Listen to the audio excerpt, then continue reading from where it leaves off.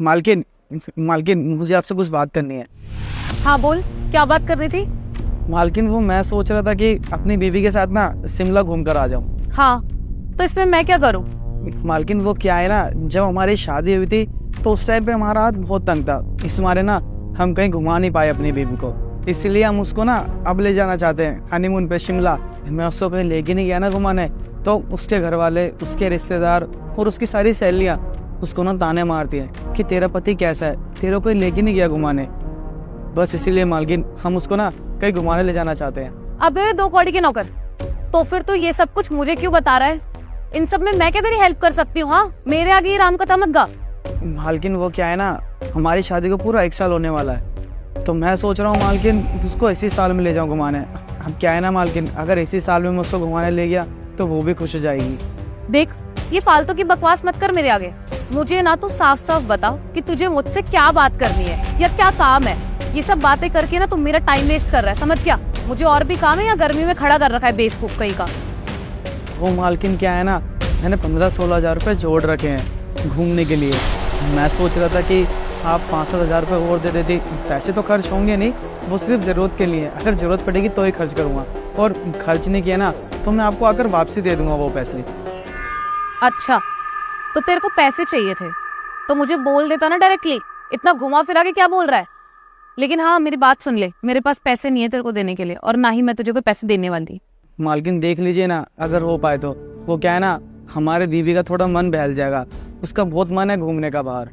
देख, तेरे को ना जहाँ भी जाना है तू जा, बेफिक्र होके जा, लेकिन मेरे पास तेरे को देने के लिए एक फुटी कौड़ी नहीं है, और ना ही मेरे से ना आइंदा से ऐसे पैसे मांगियो। और एक मिनट, तू जाएगा कैसे? तू जाएगा तो ऑब्वियस सी बात है, तू छुट्टी मांगेगा मुझसे, और मैं तुझे एक दिन की भी छुट्टी नहीं दूंगी।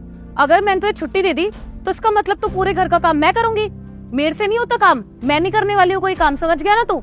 और हाँ, वैसे भी ये शिमला जैसी जगह है ना, तुम जैसे गरीब लोगों के लिए नहीं बनी होती है, हम जैसे स्टैंडर्ड वाले लोगों के लिए बनी होती है, क्योंकि हम लोग वहाँ जाते हैं, अच्छा खासा अमाउंट इन्वेस्ट करते हैं और घूमते हैं।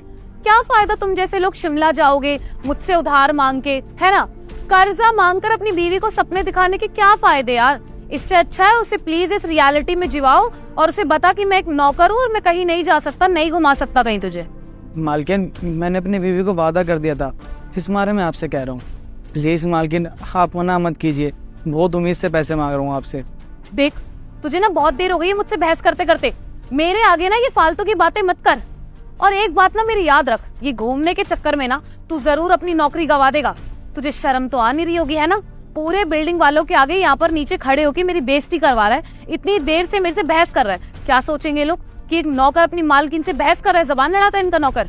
क्या चाहता है तू? निकाल दो तेरे को नौकरी से, बोल निकल जा आज के आज ही, मुझे कोई फर्क नहीं पड़ता तुम जैसे नौकरों से, दूसरा रख लूंगी मैं। नहीं मालकिन नहीं। हाँ, तू चाहता है ना कि मैं तुझे जॉब से ना निकालूं, तो चुपचाप सीधा घर चल चल।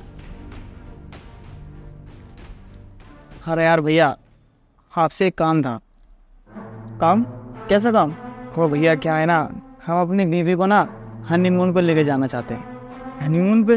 लेकिन यार तेरी शादी को तो 1 साल हो गया ना, अब हनीमून पे जा रहे हैं? यार भैया, उस टाइम पे ना हमारा हाथ बहुत तंग था, वैसी शादी करी थी और शादी से बहुत कर्जा हो गया था, तो उस टाइम हम कहाँ ही हनीमून पे जा पाते, तो इस मारे अब जाने की सोच रहे हैं। हमने 15-16 हज़ार रुपये जोड़ लिए हैं, बस वो क्या है ना 5-7 हज़ार रुपये कम पड़ रहे हैं। अगर वो पैसे तुम दे देते 5-7 हज़ार रुपये तो बड़ी मेहरबानी हो जाती। वैसे तो पैसे मैं लेके जा रहा हूँ, अगर आपके पैसे वो खर्च नहीं हुआ ना तो वैसे के वैसे आके ना मैं सीधे आपके हाथ में दे दूँगा, और अगर खर्च हो भी जाते हैं तो जैसे ही मेरी तनख्वाह आएगी ना 1-2 महीने में निकाल के मैं आपको वापसी कर दूँगा। अरे यार अब तुझे क्या बताऊँ, मेरा हाथ खुद टाइट चल रहा है, मेरे पास खुद पैसे नहीं है, जितनी कमाई नहीं है उससे ज़्यादा तो खर्चे हैं, पैसे बच ही नहीं पाते, मैं कहाँ से दूँ तुझे पैसे? बाकी एक काम क्यों नहीं करता तू, अपनी मालकिन से पैसे मांगना, वो तेरे को ज़रूर पैसे दे देगी। और तू यार मेरी तो जानता ही है, रोज़ कमाने खाने वाला इंसान हूँ, पैसे बचते ही नहीं है यार। अरे मैंने मांगे थे मालकिन से पैसे, लेकिन वो क्या है ना, मालकिन ने मुझे पैसे देने की मना कर दी, और ऊपर से ड्यूटी पे से निकालने की कह रही थी मुझे। अरे मालकिन तो तेरी वैसे ही खड़ूस है, तूने गलत उससे पैसे मांगे, तो एक काम करना, तू अपने मालिक से बात क्यों नहीं करता, वो तेरे को ज़रूर पैसे दे देगा, भला इंसान है, मदद कर देगा तेरी, तेरी मजबूरी ज़रूर समझेगा वो। अरे नहीं यार, मालिक से पैसे नहीं मांगूंगा, वैसे मालकिन ने मुझे मना कर दिया। अगर मालकिन को पता चल गया ना कि मैंने मालिक से पैसे मांगे तो मुझे डांटेगी वो ना। अरे भाई, तू मालिक से पैसे तब मांगी हो ना जब तेरी मालकिन आसपास ना हो, तभी तो मालिक तेरी बात सुनेगा और तेरे को पैसे दे देगा। अभी मालकिन आसपास हुई तो वो तेरे को चमका देगी उल्टा। समझ रहा है मेरी बात को मैं क्या कह रहा हूँ तुझे? चलो ठीक है, मैं करता हूँ बात।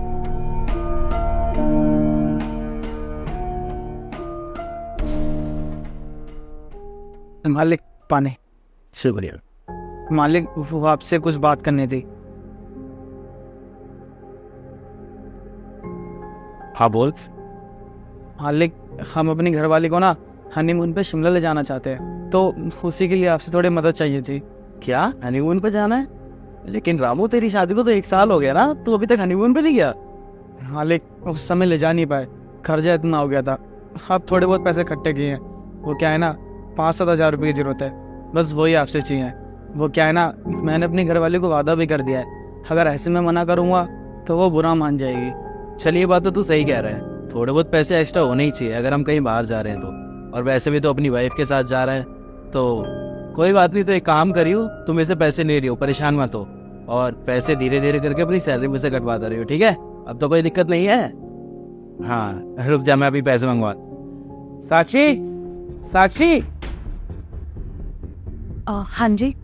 साक्षी, रामू ना शिमला जा रहा है अपनी बीवी के साथ हनीमून के लिए, तो तुम एक काम करो, मेरे पर्स से 5-7 हज़ार रुपये निकाल के इसको दे दो, इसके काम आ जाएंगे। क्या 5-7 हज़ार रुपए? तुम्हें पता धर्मेंद्र, इसको ना मैंने मना करा था, इसने मुझसे भी मांगे थे पैसे। मैंने इसे समझा दिया था अच्छी तरीके से कि अभी हमारा काम धंधा अच्छा नहीं चल रहा है, बहुत ही मंदा चल रहा है, जो ऑर्डर्स है वो बिक नहीं रहे हैं। उसके बावजूद ये तुमसे पैसे मांग रहा है, मुझे तो समझ में नहीं आ रहा कैसा बेशर्म है ये। अच्छा मैं ना समझ गई, इसने तुमसे पैसे दोबारा क्यों मांगे। इसे ना मेरी बात में भरोसा नहीं था, इसे लग रहा था मैं झूठ बोल रही हूँ, इसका बेवकूफ बना रही हूँ, इसीलिए तुम्हारे पास आ गया पीठ पीछे पैसे मांगने के लिए। इसका मतलब तो साफ है कि ये इंसान मुझे नीचा दिखाना चाहता है। अरे साक्षी छोड़ो ना यार, अब छोटी सी बात का बतंगड़ क्यों बना रही हो? और वैसे भी ना रामू कोई तुमसे छुप के पैसे मांगने नहीं आया है मेरे से, ठीक है? तो प्लीज ऐसे मत सोचो और प्लीज ऐसे मत बोला करो यार। चुप रहो धर्मेंद्र, तुम्हें ना कुछ भी नहीं पता है कि ये बेवकूफ लोग कैसे होते हैं। तुम्हें घर का पता भी है कुछ क्या चल रहा होता है। और जब मैंने इसको समझा दिया था कि मुझसे पैसे मत मांगियो दोबारा से, तब भी ये ढीठों की तरह तुम्हारे पास आ गया पैसे मांगने के लिए। इसका मतलब साफ है कि ये ना मुझे नीचा दिखाना चाहता था। इवन मैंने इसे धमकी दी थी कि अगर इससे मुझसे दोबारा पैसे मांगे ना तो मैं इसे नौकरी से धक्के मार के निकाल दूंगी, पर इसमें तो डर ही खत्म हो गया। बहुत हो गया, अब ना ये नौकर इस घर में नहीं रह सकता, अब मैं इसे इस घर में नहीं रहने दे सकती। मुझे पता है ये ना मेरी पीठ पीछे चुगली भी करता होगा तुमसे, मैंने छोड़। चल अब निकल मेरे घर से, मेरा ना खून खौलता है तेरी ये गंदी शक्ल देख के। नहीं नहीं मालकिन, हम आपको नीचा नहीं दिखा रहे, बस आप हमें घर से बाहर मत निकालिए। मुझे ना कुछ नहीं पता, तू ना यहाँ से आज के आज, इवन अभी के अभी निकल के रहेगा। तुझे मैं अब यहाँ पर काम नहीं करने दे सकती। अरे साक्षी, तुम किस तरीके से बात कर रही हो इससे? अगर इसने पैसे मांग लिए तो कौन सी बड़ी बात हो गई? हाँ, ये कोई तुम्हें नीचा नहीं दिखाना चाहता, ठीक है? मैं मानता हूँ तुम्हारे पास ये पैसे मांगने आया होगा, लेकिन तुमने नहीं पैसे दिए होंगे तभी तो ये मेरे पास आया। और सबकी लाइफ होती है, तुम खुद सोचो यार, तुम्हारा भी घूमने का मन करता है ना, तो इसका भी घूमने का मन करता होगा। इसका मतलब ये नहीं है कि अगर ये मेरे पास आ गया पैसे मांगने के लिए तो ये तुम्हें छोटा दिखा रहा है। चुप रहो तुम धर्मेंद्र, तुम क्यों बीच में इंटरफेयर कर रहे हो? जब मैंने तुम्हें एक बार समझा दिया है कि तुम नहीं जानते इन जैसे लालची नौकरों को, तो तुम हर बात पे क्यों बोले जा रहे हो? चुप रहो, मुझसे ना जबान मत लड़ाओ। और तू यहाँ पर खड़े खड़े तमाशा क्या देख रहा है? जा यहाँ से निकल, वरना ना मैं तेरे ऊपर हाथ भी उठा दूंगी। और अगर तू इस एरिया के आसपास भी मुझे नजर आ गया ना तो मैं तेरी पुलिस कंप्लेंट कर दूंगी, फिर तुझे कोई नहीं देगा नौकरी। साक्षी, इतनी सी बात पे किसी को जॉब से नहीं निकाला जाता, बात को समझो तुम। ठीक है मालकिन, मैं घर छोड़ के जा रहा हूँ, मुझे माफ़ कर देना अगर मैं से जाने अनजाने में कोई गलती हो गई हो तो। ठीक है साहब, मैं चलता हूँ।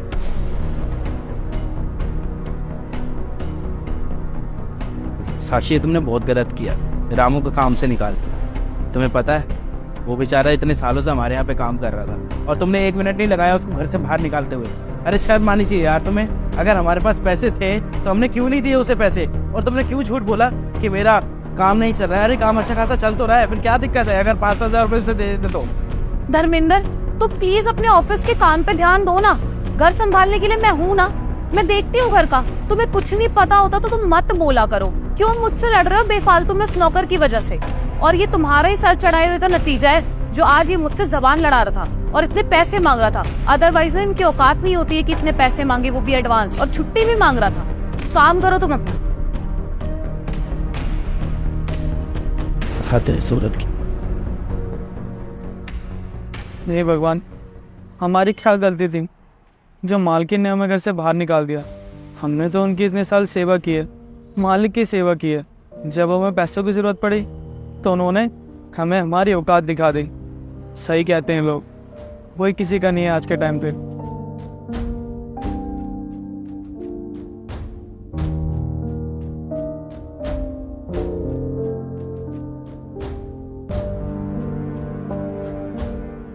पर सर आप मेरी बात समझिए, मैंने हेलो, अब क्या करूं? साक्षी, साक्षी, हाँ धर्मेंद्र, जो तुमने बोला था ना साक्षी, वो आज सच हो गया। देख लो तुम। क्या सच हो गया? क्या कह दिया मैंने? तुमने बोला था ना कि हमारा काम मंदा चल रहा है और हमारे ज्यादा पीसेस भी नहीं बिक रहे हैं, और देखो तुम्हारी बात आज सच हो गई है। पर धर्मेंद्र, मैंने तो ऐसे ही बोला था, इसलिए ताकि हमें इस नौकर को पैसे ना देने पड़े। इसलिए साक्षी मैं तुम्हें हमेशा कहता हूँ कि कभी भी ना नेगेटिव बात नहीं बोलनी चाहिए। अब तुम देखो, तुमने ऐसी बातें बोली और वो आज सच हो गई। इसलिए बड़े बुजुर्ग कह के गए हैं कि कभी भी ना हमें ना ही गलत बोलना चाहिए ना ही गलत करना चाहिए। और देखो तुमने गलत बोला पर हमारे साथ गलत हो गया। इसलिए लोग कहते हैं कि सरस्वती कभी भी जुबान पर विराजमान हो सकती है। इसलिए हमें सोच समझ के बोलना चाहिए। और देखो तुम्हारी वो मुंह से कही हुई उल्टी सीधी बातें आज वो सच हो गई। पैसे देने की तो बहुत दूर की बात रही, उल्टा तुमने तो उसे उसकी जॉब से ही निकाल दिया। तुम्हें ना रामू की भी बद्दुआ लगी होगी, पर तुम्हारे साथ साथ मुझे भी बद्दुआ लगी है, और जिसकी सजा हम दोनों को भुगतनी पड़ रही है। अब हमें जिस कंपनी से ऑर्डर मिला था 50,000 जीन्स बनाने का, उसमें से उन्होंने सिर्फ 5,000 जीन्स के मेरे को एडवांस दिया था, और बाकी के पैसे उन्होंने मेरे को दिए भी नहीं थे। मैंने बैंक से लोन लिया था ताकि मैं उस कंपनी का ऑर्डर पूरा कर सकूं, और अब उस कंपनी ने ऑर्डर लेने से साफ मना कर दिया है। उस कंपनी ने हमें बोल दिया है कि तुम्हारी फैक्ट्री से हमें कोई जीन्स नहीं चाहिए, क्योंकि उनका काम नहीं चल रहा है। अब तुम एक बात बताओ, मैंने तो बैंक से पैसा ले ही लिया है ना। अब इतना ज़्यादा पैसा ले लिया, उसके बाद मेरे पास एक फूटी कौड़ी नहीं बची है। मैं खुद दिवालिया हो गया हूँ। अब मुझे खुद समझ में नहीं आ रहा कि मैं बैंक को कहाँ से पैसे ला के दूंगा। मुझे तो कुछ समझ में भी नहीं आ रहा। अब मैं क्या करूँ?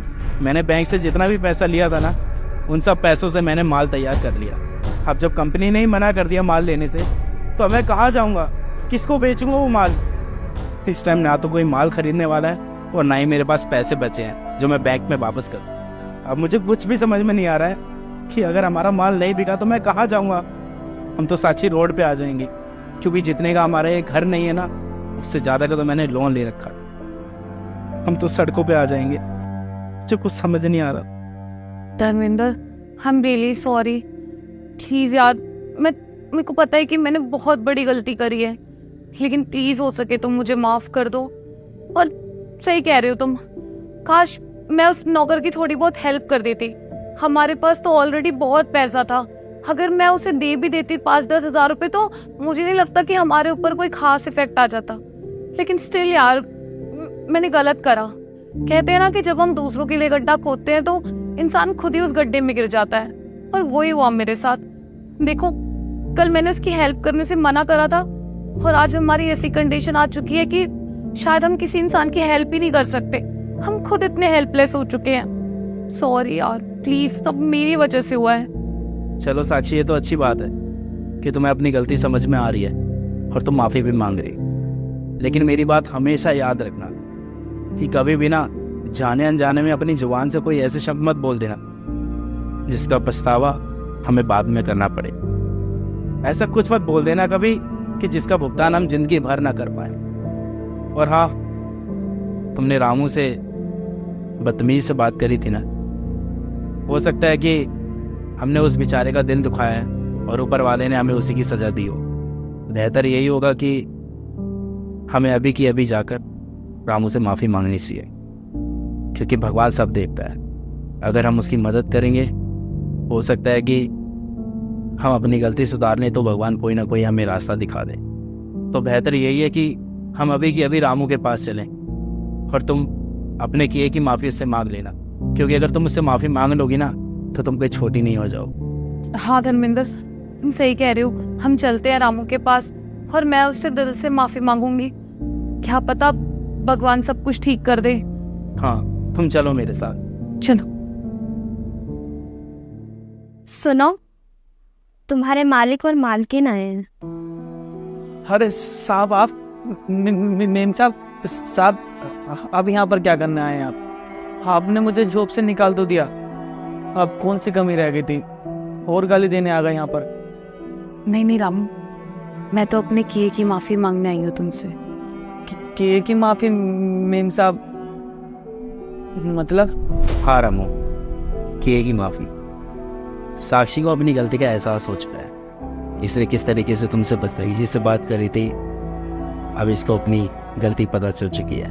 और बस अब जब इसे अपनी गलती का एहसास हो गया था तो मैंने सोचा क्यों ना हम डायरेक्ट आगे तुम्हारे घर पे तुमसे माफ़ी मांग लें, क्योंकि गलती भी तो हमने ही करी थी ना।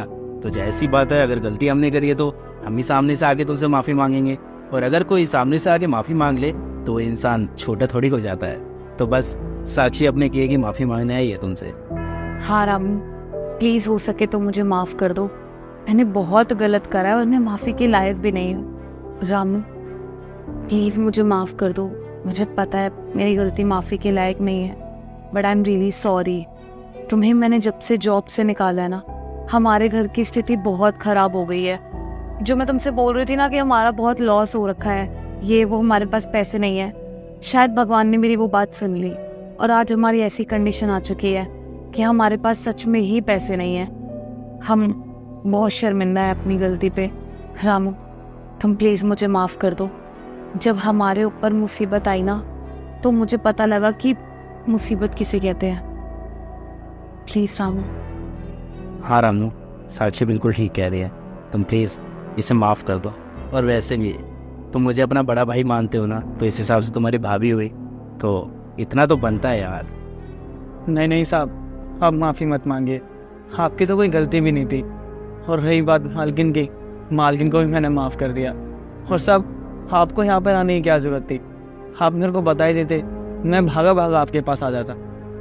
मुझे पता है रामू, मैं एक कॉल तुम्हें कर देता ना तो तुम भागे भागे मेरे पास आ जाते, लेकिन अगर गलती हमने करी है तो जायज़ सी बात है ना कि माफ़ी भी हमें ही मांगनी चाहिए। तो बस आगे माफ़ी मांगने के लिए।